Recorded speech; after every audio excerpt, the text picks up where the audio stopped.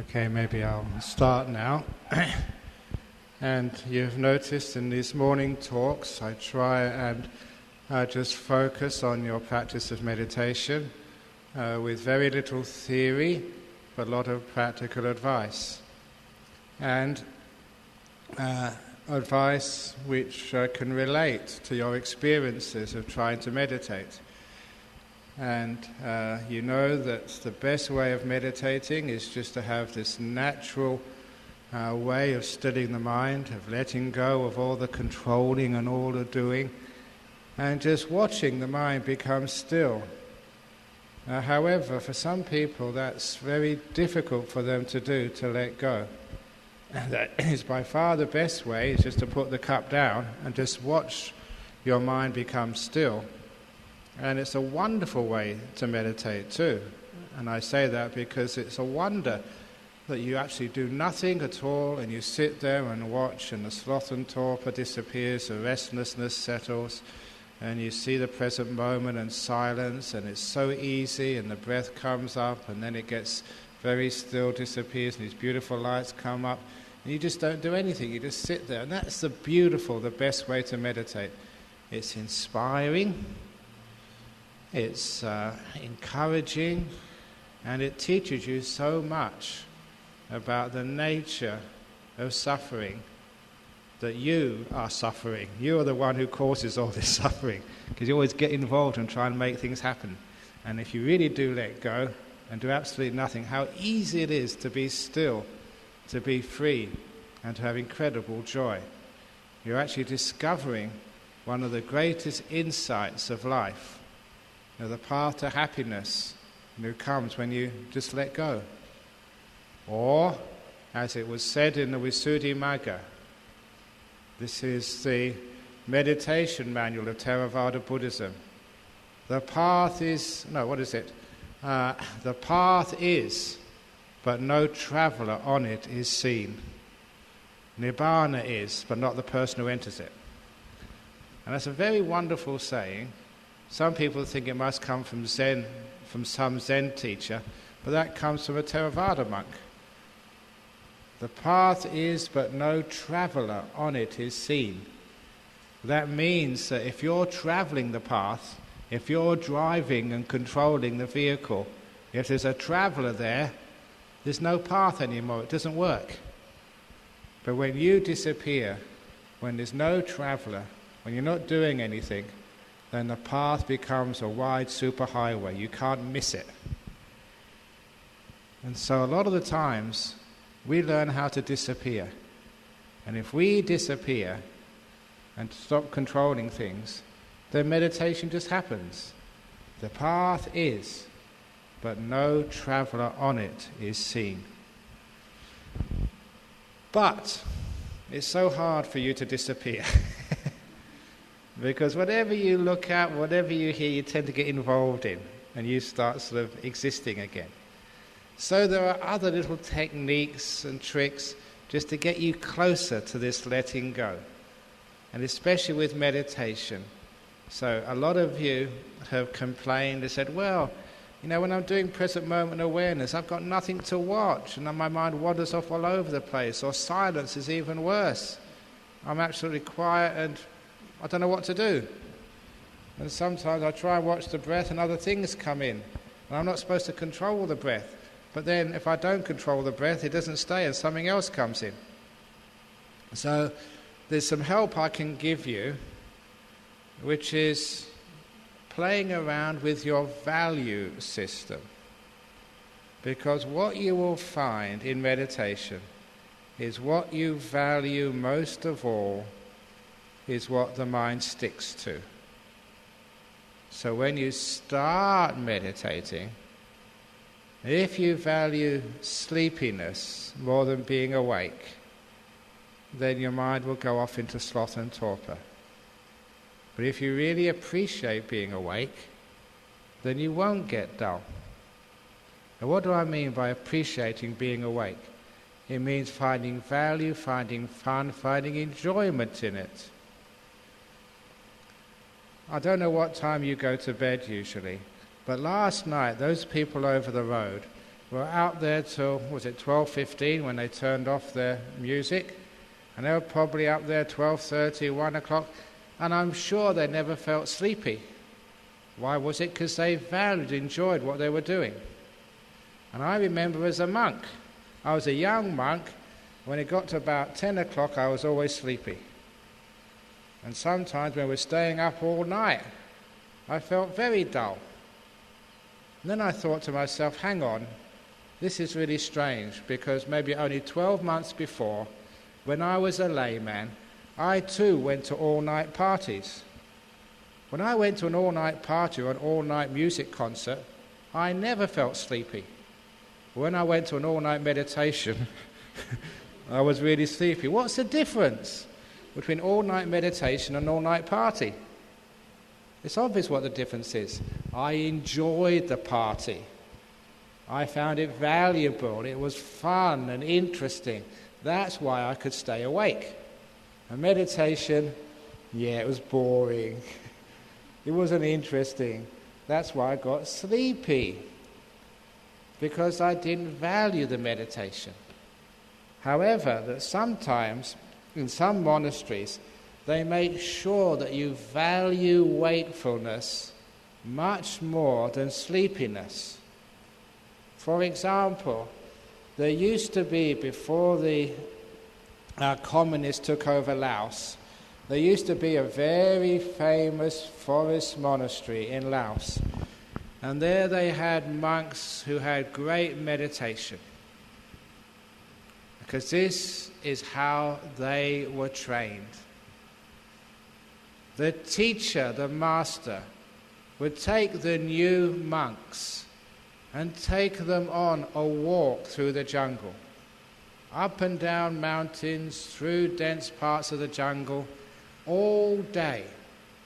Now you know how tiring that is in a hot, humid jungle, climbing up and down mountains until late in the afternoon. The master always managed to bring them to a clearing, not far from the monastery, where there was these huge jungle trees. They were so tall. And beforehand, the monks had built little platforms high on one of the branches. And those platforms were just only a little bit bigger than your cushions, maybe just about the size of that mat you are sitting on, with no railings on it, just a flat piece of wood. And there was a bamboo ladder going up. And the master told one of the monks to go up that ladder to that platform, another to another platform. So every monk had to go to his own platform. And once the monk was sitting up there, the master took the ladder away and said, "I'll be back tomorrow."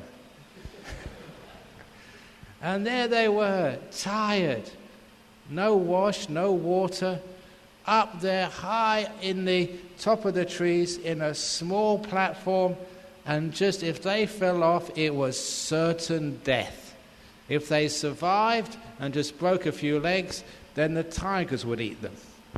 So either way, you could not afford to fall off, which means no one got sloth and torpor. No matter how tired you were, you had to stay awake.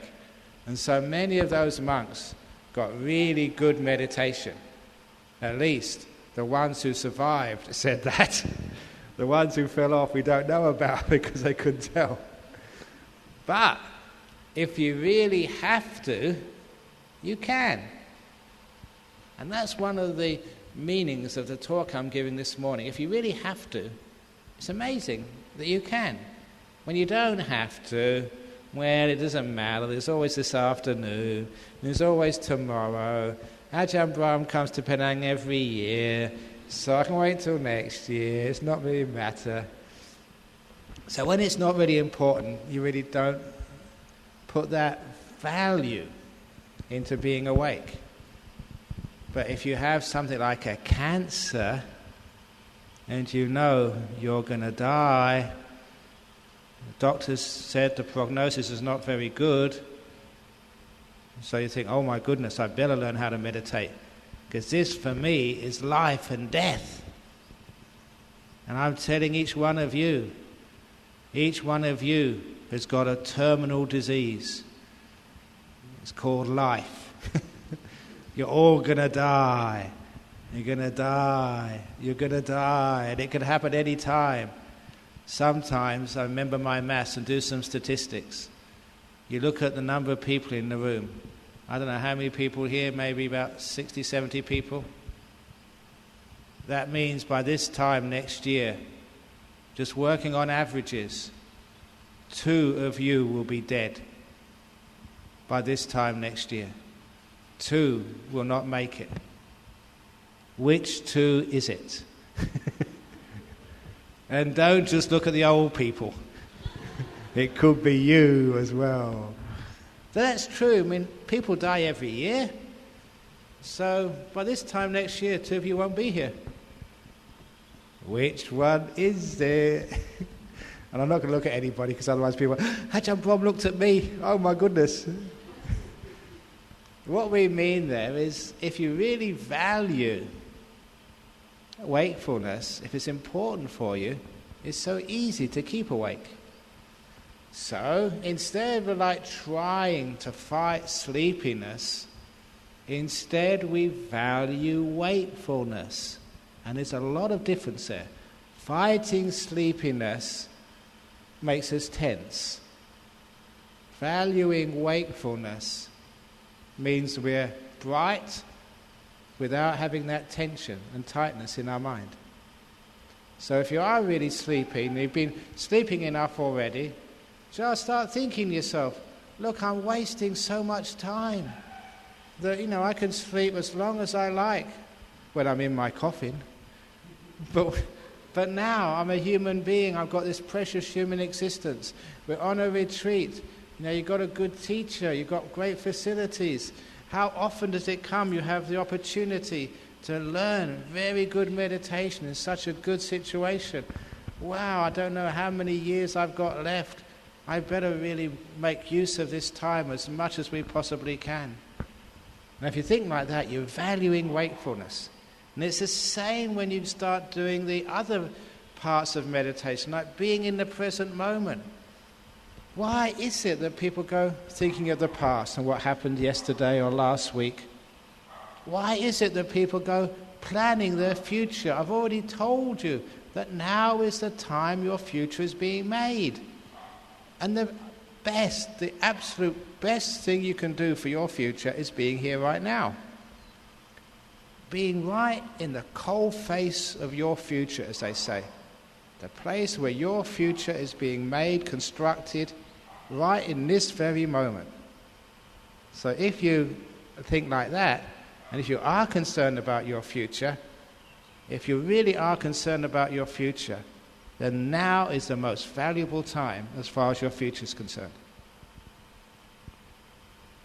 Fantasizing, dreaming of finding the beautiful guy, and then winning the lottery, and living in a lovely condo, and being able to travel wherever you want, whatever your fantasies are in life.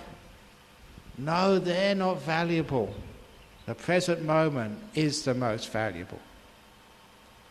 So if you take away the value from all these other distracting things and convince yourself that now is the most important time by far, then your mind won't wander away. The only reason why your mind does wander to the past or to the future or to fantasies is because you think the past or the future or the fantasies are more important to you. That's why you wander off. It's important that I figure this out. It's really important that I plan what I'm going to do later on. And this particular fantasy, it's really interesting. It's important to me. Therefore, that's where the mind goes. But if you can convince yourself that the present moment is more important, that's where you'll stay. So, instead of using willpower to keep the mind in the moment, we use wisdom power. Basically, it requires a marketing campaign by you. I've done my part of the marketing campaign this morning. by convincing you that now is so important. The future, the past, fantasies, they're not important. Now is really important. You've only got a few years to live. The present moment is where you'll find truth, peace, enlightenment. So it's really important you're right here, right now. I've done my part, now you have to convince yourself that now is by far the most important time. So stay in this present moment. Stay right now. And after a while, it's easy to stay in the moment. Why? It's because you do recognize this is the only place worth being when you're doing a meditation retreat. All the rest is rubbish places. So when you value the present moment, your mind will stay there. You don't have to fix it there. The mind says, this is where I find the most value, this is where I'll be. That's how it remains in the moment.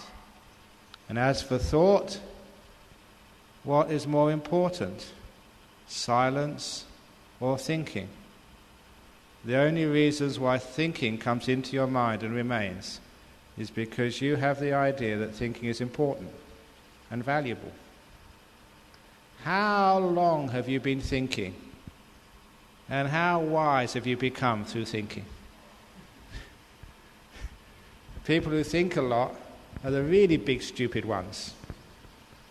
People who are silent are the wise ones. Unfortunately, when you were at school, you probably had great potential to be wise. And one day your teacher said, "What do you think of this? A problem on the board." And you told your teacher, "Nothing." And you got punished for that. So you were forced to think. If I was your teacher and I said, "What do you think about this mathematical problem on the board?" And you said, "Nothing." And I say, "Sadhu, sadhu, sadhu." There's a potential meditator there. Someone who doesn't think. But unfortunately, that was probably beaten or shouted out of you when you were at school. Oh, what those teachers did was terrible to you. But at school, you are taught how to think. And you value thinking. And you use that thinking in your career. It works to a certain extent. If you could also value silence and know the right time for silence, your career would improve by leaps and bounds. So would your family life, and so would your health and your enlightenment. For those of you who have been married or are married, you know that when people aren't listening to you, it creates huge tension in a relationship. And why aren't they listening to you? Because they don't know how to be silent. You're talking to them and they are thinking. Sometimes that happens with me when I'm giving a talk. I'm giving a talk and other people are thinking. How can you listen when you're thinking inside? Fortunately, obviously from my previous lives, even when I was at school, especially at university, I could actually listen without thinking. So when the teacher said things, it actually all went into my brain and stuck there. So I used to have this really good memory. Sometimes when it came to the end of year examinations, this was especially at school, not only did I know the answer to the question, but I could remember the lesson when the teacher told me that. Now I haven't got a photographic memory. All I had was a very calm and quiet mind. Which means when the teacher was speaking, I was silent, I was empty. So there was nothing preventing all that information from getting in and being absorbed into the brain. But now I know if I'm thinking when somebody else is speaking, there's like a barrier there. All the information they're giving me stops at that barrier, my thinking mind. Now I know that for personal experience. And I also know that that's one of the reasons why relationships don't work. Because people just don't know how to listen to each other. They all know how to talk because you've been taught how to think. But few people know how to listen, because you need silence to be able to listen. So there are times when we value silence over everything else. Silence is golden, which means it is valuable. And the silence in meditation is more than gold. It's like sacred. It's to be respected. It's to be revered as you would revere a Buddha statue. So you should never desecrate silence when she comes into your mind. And that silence, when you get to know her, is so valuable, is so pure and so wonderful, that after a while we look at all this thinking and it's got such a low value that we're not interested in it anymore. When we meet silence, it has a high value. So the mind instinctively goes and stays with the silence. How the Buddha described it, and this is in one of the Buddha's texts. He said, imagine a young man or a young woman going out to a party, made up, dressed in their best clothes, and they find, they don't know how this happened, that someone put a necklace of dead dog carcasses around their neck. And they would be disgusted and upset. Look, I've just had a great shower, had a good hairdo, put makeup on, put my best clothes on. I'm going out to a party and someone's put this necklace of dead dogs around my neck. You wouldn't be proud of that. You'd try and take it off as soon as possible. And in this simile, the Buddha said, that's like putting these necklaces of thoughts around your beautiful, pure mind. If you'd only realize what you're doing, all these thoughts which come and go, you think, yuck, that's disgusting. Thinking about this and thinking about that, because it does desecrate and despoil the beautiful silence. So,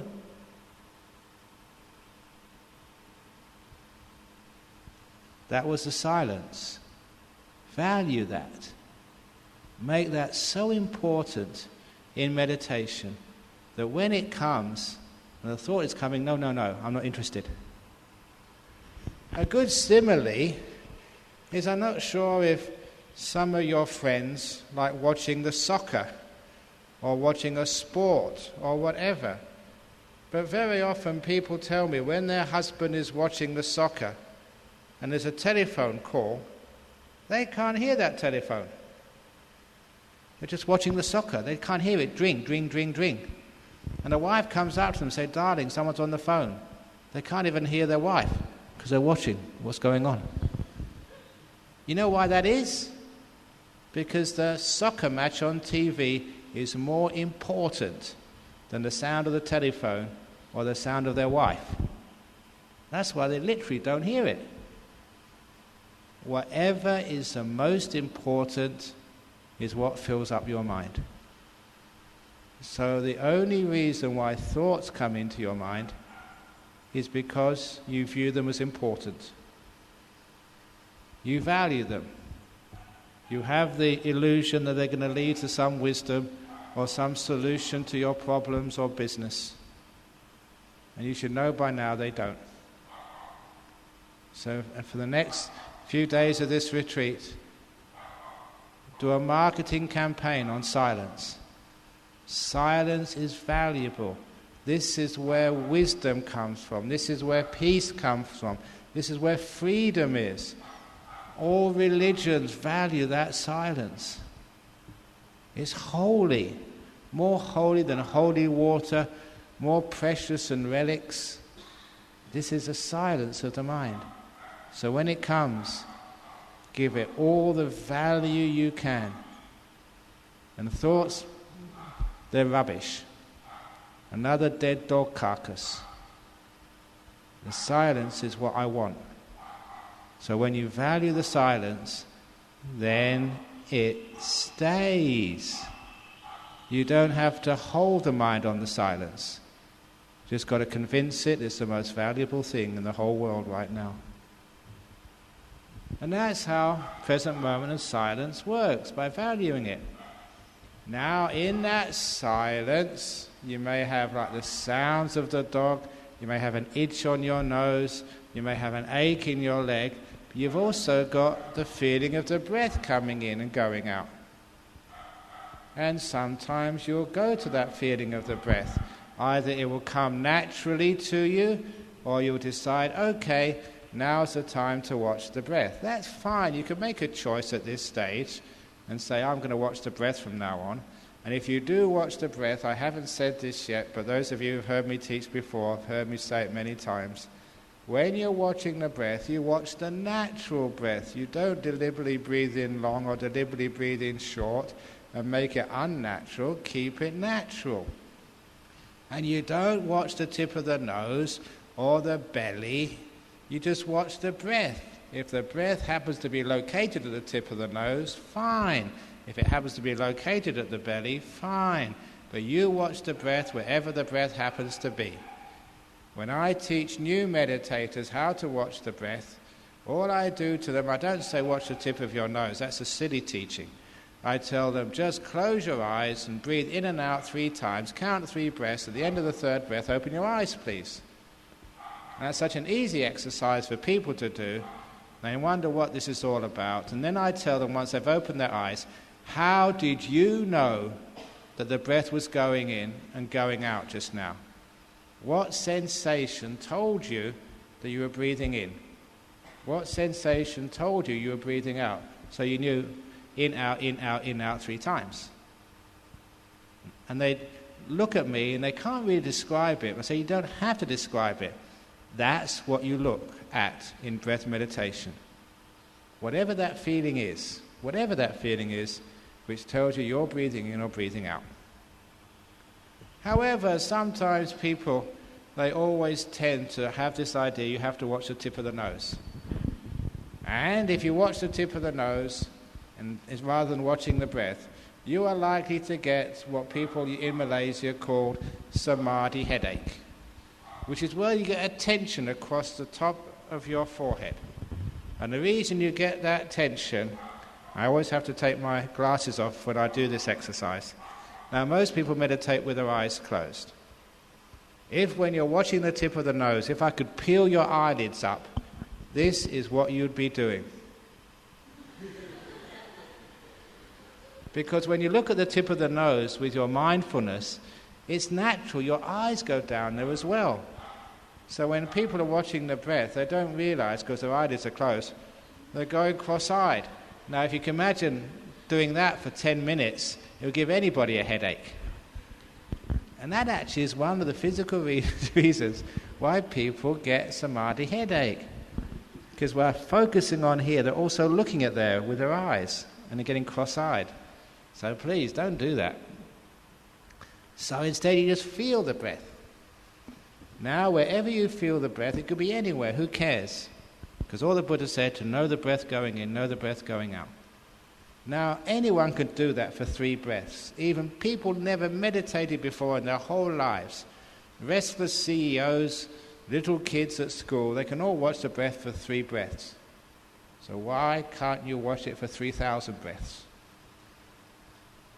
Another reason why, because after a few breaths, you get bored. What is boredom anyway? It means you see no value in what you're doing. You feel it's just a breath. What's the point? There's no value there. Now, those of you who are knowledgeable about Buddhism know that the breath was the vehicle which the Buddha himself used to become enlightened. You know it's the most popular form of meditation throughout the last 25 centuries, any place in the world. Breath meditation has led people into deep states of peace, bliss and enlightenment more than any other method of meditation. That's why it's valuable. If you really are keen to develop your meditation, if you really want to meditate, if you really want to have some peace and profound experiences in Buddhism, if you really want to practice this path and realize its fruits, this is the most amazing way, meditation on the breath.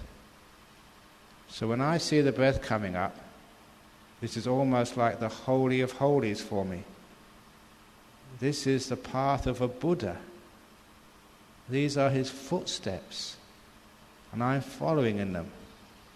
And I thought, wow, this really is important. This is precious. This is valuable.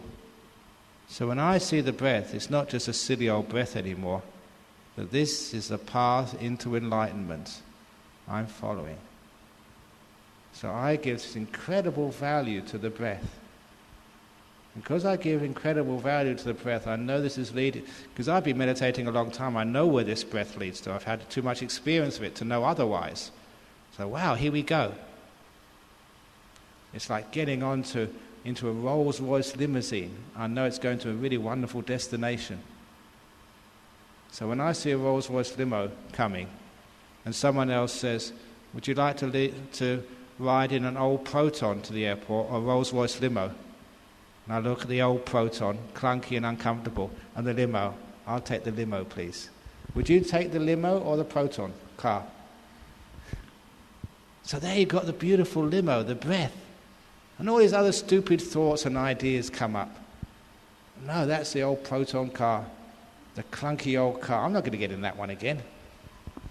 I'm going to go in this beautiful breath, this beautiful smooth riding limousine, which takes you all the way to the nimittas and then into the jhanas.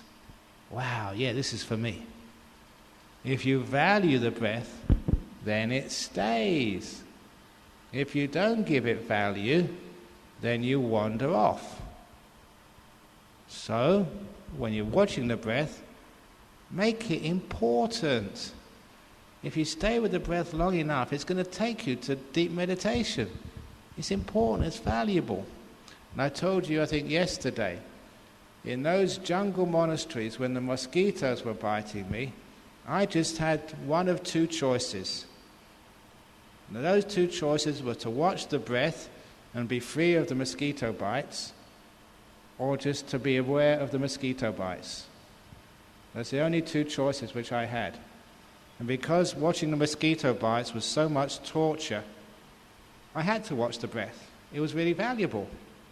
And that's why I could develop breath meditation, because of all the mosquito bites. That was my choice. If you weren't watching the breath, you'd find these mosquito bites. And that was just intolerable. So you had to watch the breath. And that's why I learned how to really watch the breath without missing anything. Why? Because it was valuable to me. So, if you put value into the breathing and just into the awareness of the breath, and that's really, really, really, really, really important for you, it stays.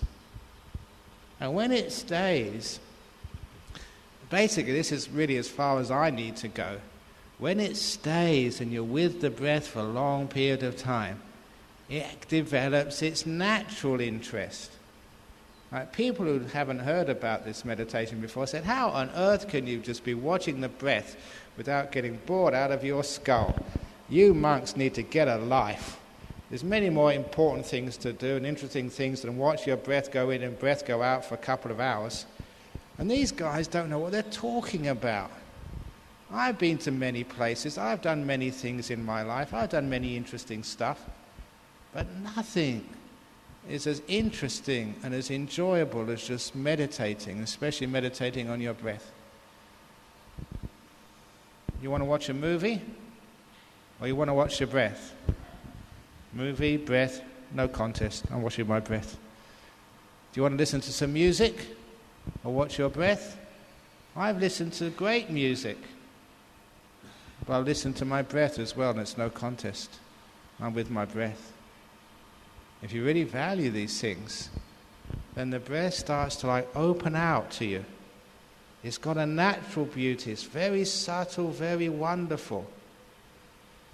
So after a while, you get to that stage. It happens naturally. If you value the breath and stay with it long enough, naturally it gets to the stage of the delightful breath.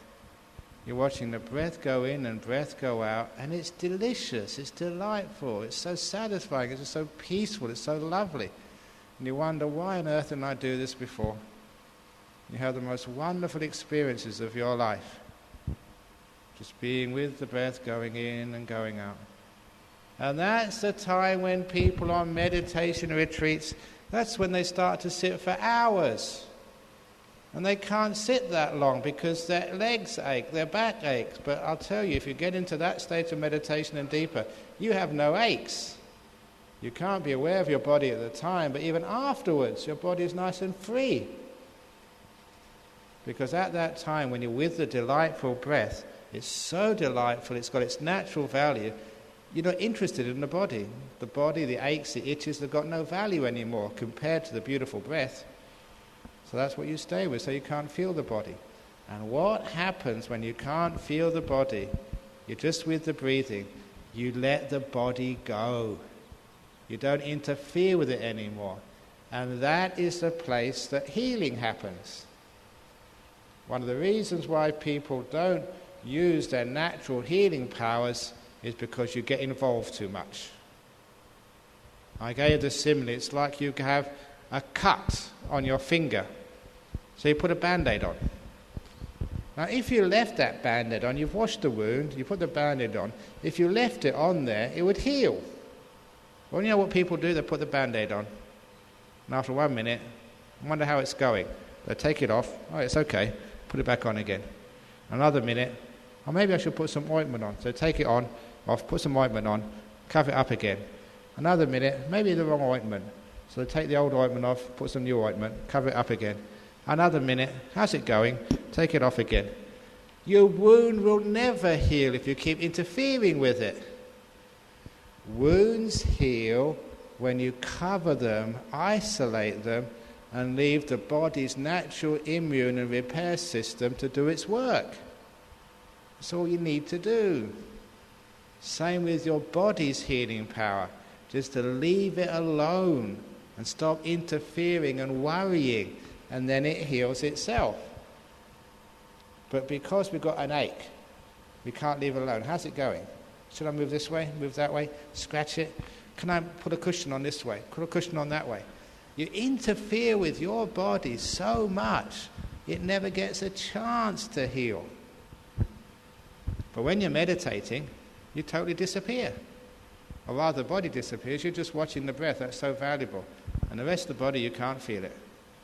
And that's when healing happens. There have been many amazing cases of people who, they do this meditation and they just heal. Did I tell I think I told a story at Singapore. Was it here about the man with the sinus cancer? I was here a few days ago. Okay, about the fellow who had the lung cancer? That's another guy. This fellow is an old English guy. He's a Cockney. He had lung cancer. He was smoking. He was in his 60s, smoking all his life. And got bad cancer of his lungs. And he went to his oncologist in Perth. And the oncologist gave him an X-ray. And an hour or two later, he went into the oncologist's rooms, and the oncologist showed him the X-rays. So the cancer was all over both lungs.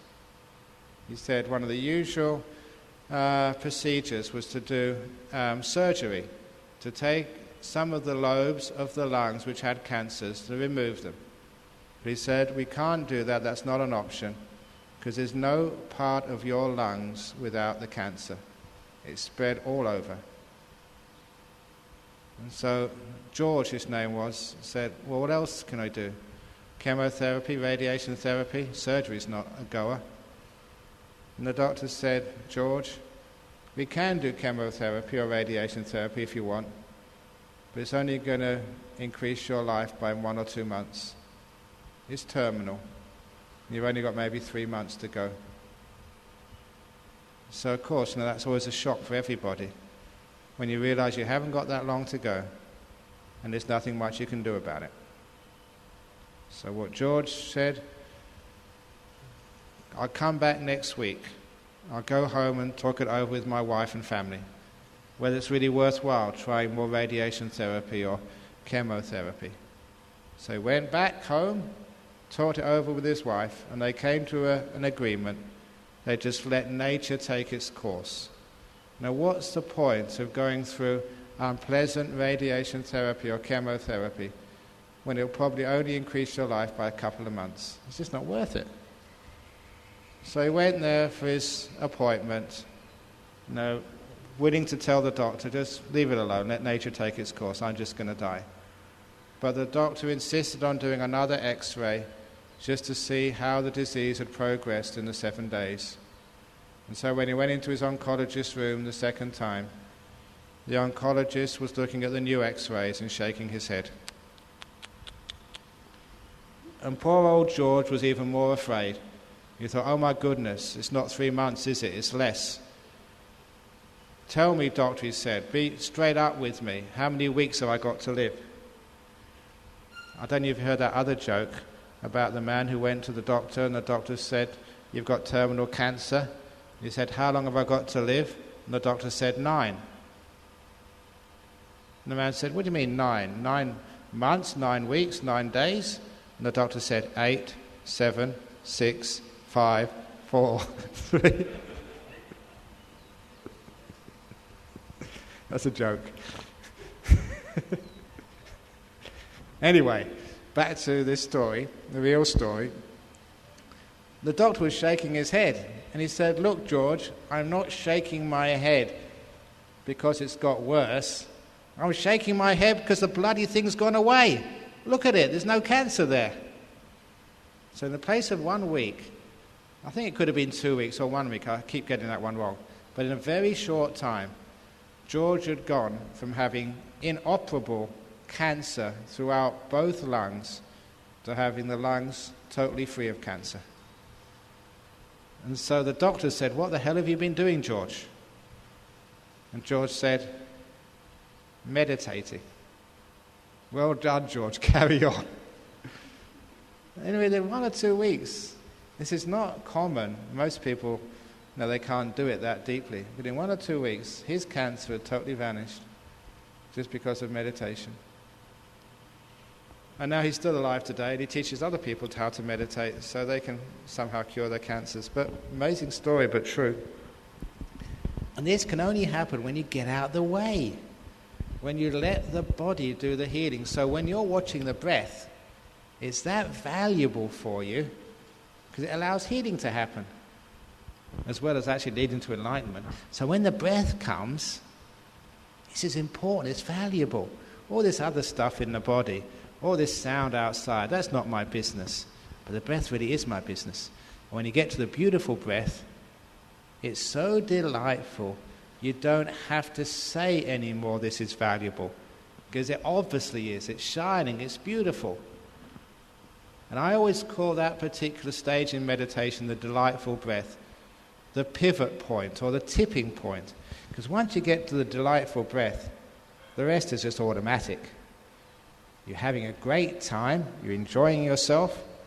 So at last you realize, wow, this meditation is not boring, it's not hard to do, it's really fun, one of the most wonderful things I can do. And you're having a great time. And for many of you, that's the stage I want you to get to. Because after that, you're off by yourself. You don't need me anymore. You do need me sometimes just to give you a few tips what happens next. But basically, you're off.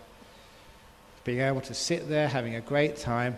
And of course, you stay with the breath. You can't do anything else because it's so delightful. It gets even more delightful and more subtle until it totally disappears in the most peaceful emptiness. And that's when the beautiful lights come. Whoa! And I'm not going to say that those are valuable because you can see they're incredibly valuable. You are getting to ecstasy states on the border with them when these nimittas really start to get strong. This is profound stuff. This is very deep. And for most people, when they get nimittas, they're having a wonderful time. Now this is really big stuff. So sometimes you might get afraid when the real big nimittas come because it's powerful. But this is the stuff of wise people, of all those sages of old who've gone off into mountains and monasteries, deep caves, and get into these great nimittas and beautiful lights which envelop them. You're coming to the cutting edge of enlightenment. Travel all this way, and now this is where all the Tripitaka, the Dhamma of the Buddha, lives. It's called Upachara Samadhi. Beautiful limiters. So you enjoy those things, and they are immense.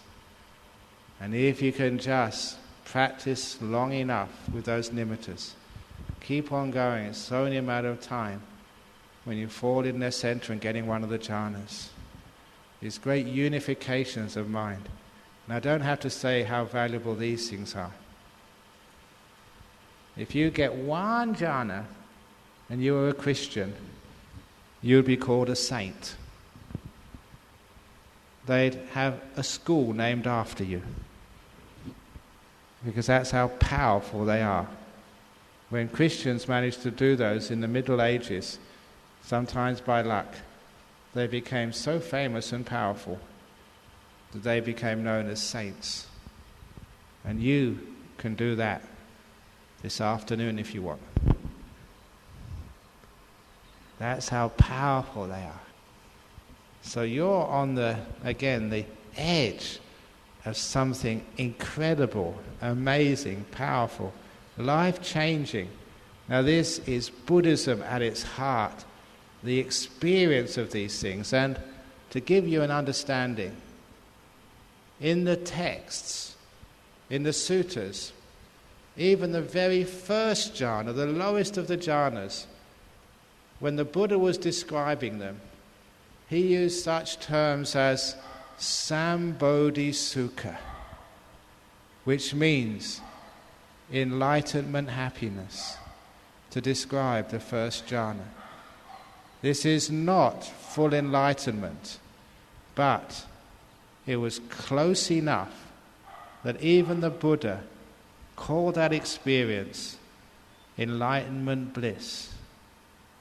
So those of you who want to know what enlightenment is, not as a theory, not as an idea, but as an experience, you're getting right close, so close that even the Buddha called that experience enlightenment bliss.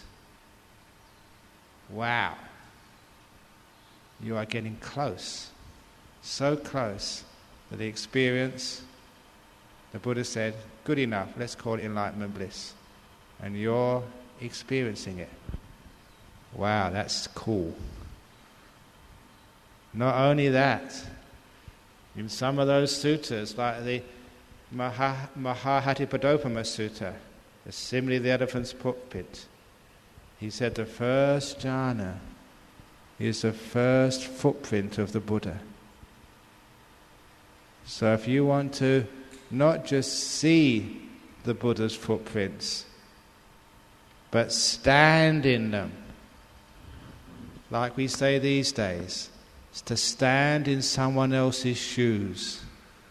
In the first jhana, you are literally experiencing what the Buddha felt. You are like a Buddha. Not quite, but getting some inkling into what a Buddha felt like. That's why these are huge, amazing, life-changing things. And that's just a little bit ahead of you, but certainly nowhere near out of your reach. You can get there. Now the reason I said this, I've just done a marketing campaign. Say, wow, yeah, I want this. So, value your breath. It's going to lead you there. Value it so much. Yeah, this is what I want. This is what I have to do. Keep with my breathing. All these other thoughts, well, I'm going to get enlightened. It's very close. I'm not concerned with these other thoughts. I've only got 3 or 4 days to go. Come on, go watch the breath.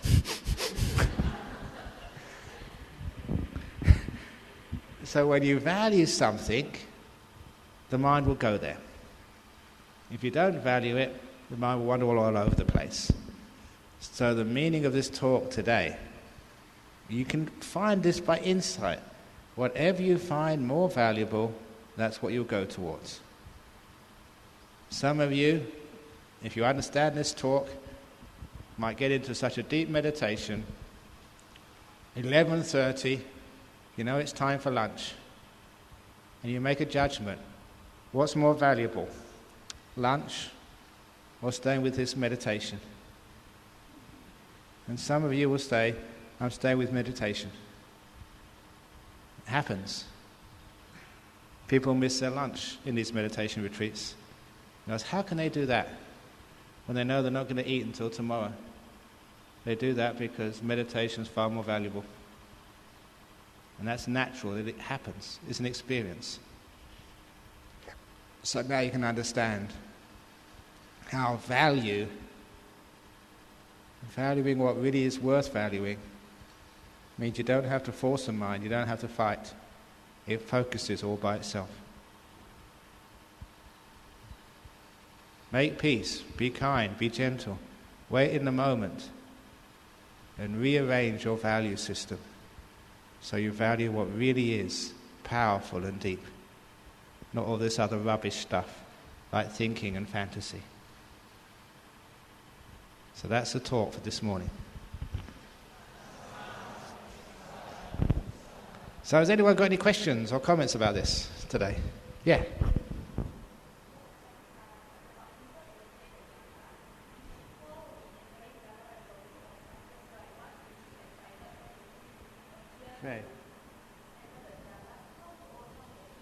Okay, this is a good question. It is the two main obstacles before you go into deep meditation are excitement and fear. Now this is natural, and so don't think bad of yourself if you come across excitement or fear. It's actually a good sign. It means you're getting close. So what excitement is this really is big. And you know it's big, it's powerful, it's amazing. And it's just coming to you. Of course you get excited. Wow, at last, all these years, and this is what people have talked about. Woo! But of course, when you do that the first time, the whole thing disappears. You spoil everything. But I don't think really that you can get into these stages without going through a few times of destroying the meditation by excitement. It's just too natural. I can't see anybody being that wise and skillful. They don't get excited a few times before it happens. It's just too big. So what actually happens after a while, you've blown it a couple of times, the next time, you're prepared. Okay, here it comes. Excited last time and I blew it. Come on, calm down, be still, it's okay. And then you have enough composure to actually just to not be excited, and then you can go deeper and go into it. You just need to go past a certain point, and then it's past the point of no return.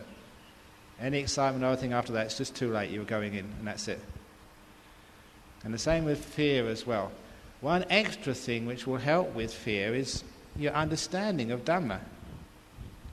Because that understanding, you've learnt a lot, you've heard a lot, and you heard from monks like me, hopefully you can trust. I don't lie to you, I don't deceive you. These are wonderful states, no danger whatsoever, have huge benefits, health benefits, happiness benefits, but most of all wisdom benefits, the huge insights which come up from these states. So when you hear from monks like me, there's nothing to fear. Nothing to fear. After a while, I brainwash you. Nothing to fear. So Ajahn Brahm says it's okay. Off you go. Go in. And the other thing is to realize that what you're afraid of, the reason why fear comes up, ego, because you're going to lose something. All fear is a sign of an attachment being challenged. Something which is very precious to you being taken away. and you don't own it anyway. It's just something you've had for a long period of time. It's the same fear which a prisoner has who's been in jail for 20 or 30 years, and now is the day of his release. He feels afraid because he's going outside of an area which he's got used to, which is known. His life is going to a new life, a new experience outside jail. He doesn't know whether he can cope with it. That's the same as the fear which we have as we're about to get out of jail and go into jhana. We're not used to it, we're afraid. Can we handle it? And of course, the prisoner can handle freedom. It's tough the first minute or two when he walks out beyond those prison gates, which he's known for 20, 30, 40 years. How old are you? Say you're, 30, 40, 20? How old are you? Yeah, you. 25. So you've been in prison for 25 years. And now's the day of your freedom. Are you ready to walk out of jail? No, because I'm used to this. That's what it's like getting into jhana. That's where the fear comes from. So with teaching yourself, it's okay. Other people have done this, it's wonderful, it's great, and this is what you read about in the books, what many people aspire towards, and now the door of the jail cell is open. Wide open. Walk out. So that's where the fear gets overcome. A lot of times through Dhamma knowledge. And it's really worthwhile doing. And isn't this what would be amazing if you get into a jhana on this retreat? Wow, that would really change your life. People have one human birth and get a jhana. That's what the whole human birth is worthwhile. Now there's your opportunity. Don't blow it with fear. Don't wreck it through excitement. Shh. And go in. So I think my marketing campaign was very good today because you're all paying rapt attention. So now, one last question and I'll let you do it. Yeah?